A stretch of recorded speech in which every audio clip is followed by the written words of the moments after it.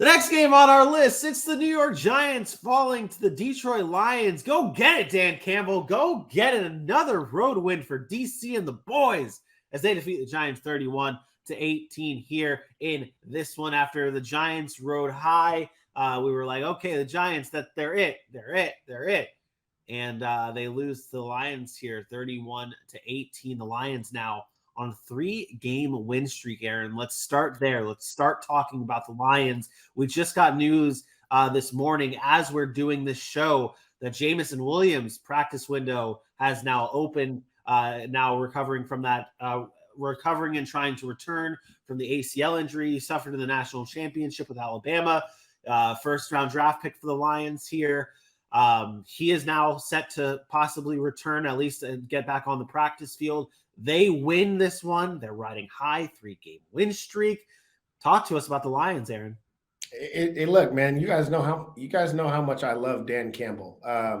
I felt like, again, maybe not the biggest X's and O's guys, but the motivator and leadership of men is the most important attribute a coach could have. As somebody who played football, I will follow somebody that can lead before worried about somebody that knows or doesn't know the game. Like, I'll be honest, that's just, I'm big on leadership, and his leadership in changing the culture of the Detroit Lions, I think, is apparent. This team fights each and every week. They don't win all the games. They're not the most talented, but they're young. They fight, and they have followed Dan Campbell. I loved what I heard about giving Dan Campbell another year to try to get his quarterback and get it right. You get Jameson Williams back.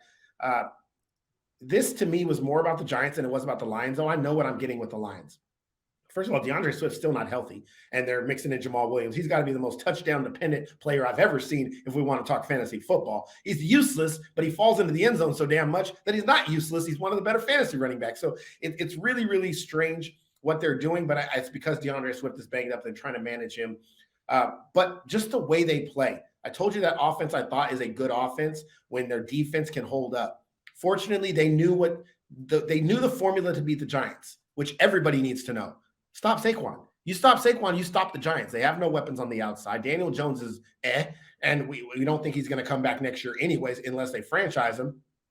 And they did. 15 carries for 22 yards for Saquon Barkley. That's not going to cut it. This is what the Giants' problem is. I've said it every game this year, even when they started winning games. I'm like, he's the offense. If you stop him, you win. There's no ifs, ands, or buts about that. If you stop Saquon Barkley, you are going to beat the Giants. And this is why I didn't want to call them frauds, but I also wasn't ready to anoint them as being a team going forward. The one point I do want to make, and I think it's a good, appropriate time to do it with the Giants, because we've talked about the Jets, the Giants, the Lions, the Seahawks.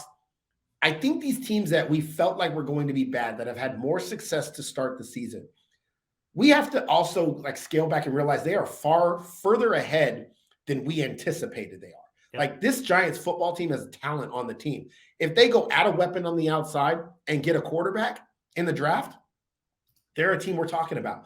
Seattle's the same way, right? They drafted so well, they're young. The Jets drafted so well, they're young. They need good quarterback play. The Detroit Lions, these teams are not that far away. And in the past, we've always looked at teams like the Browns and the Bengals before they got Joe Burrow, and we would just look at them and be like, they're so far away from winning that it was almost hard to fathom that they could be good.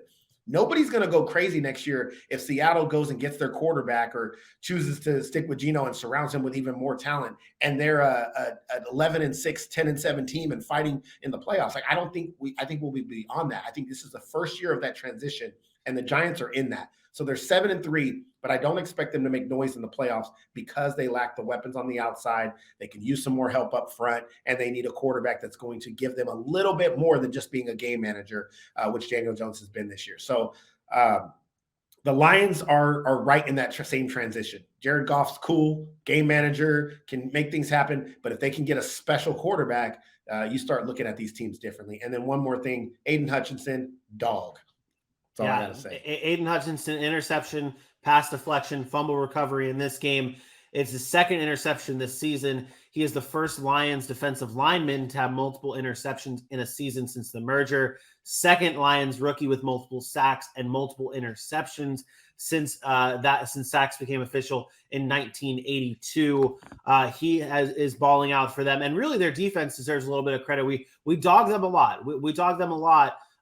this season as being one of the worst in the NFL. But over the past 3 games, only allowing 19 points per game.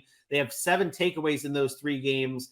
Their pressure percentage is 39% in it too. Like, this is a defense that's becoming a little bit stronger and stronger and stronger as the season progresses. And that is a testament to what Dan Campbell is instilling into his team as they get another win their 3rd straight game with DC over the New York Giants here, 31-18.